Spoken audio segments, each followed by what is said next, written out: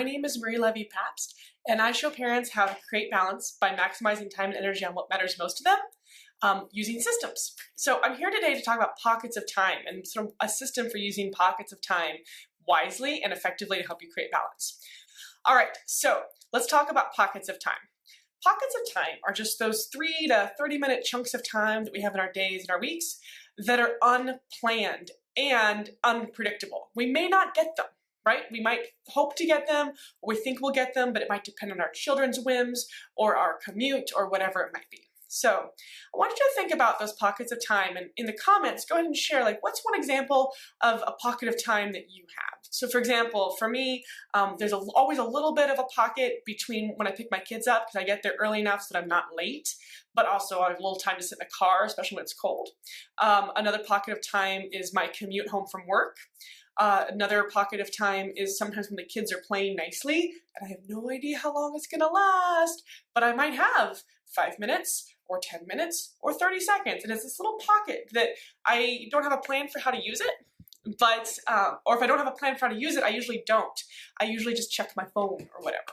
So that's the point. Pockets of time are these little unplanned things, and when we don't have a plan for them or don't have a way to use them, often we fritter them away on our phone or just kind of half doing some chores or whatever.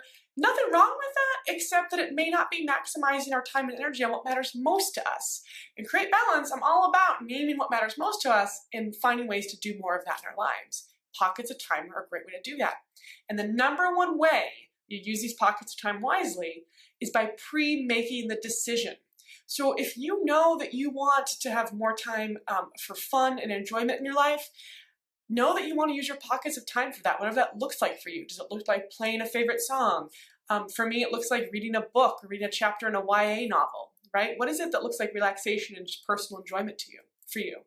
Likewise, if you want to be more creative or you want to kind of tap more into your creativity, what are some ways you can use those pockets of time?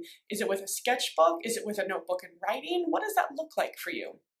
I've often found that when I'm in sort of a creative mode or a crafting mode, I actually really enjoy just looking at certain Pinterest boards. It has no bearing on my work or my parenting. It's just enjoyable for me. But knowing that means when I have a pocket of time, I might check my phone, but I'm going to check my Pinterest boards for something interesting instead of just like scrolling through Facebook or the New York Times, which might just depress me a little bit. All right, so pockets of time. The number one way to use them effectively is to make a decision early on, how will you use them?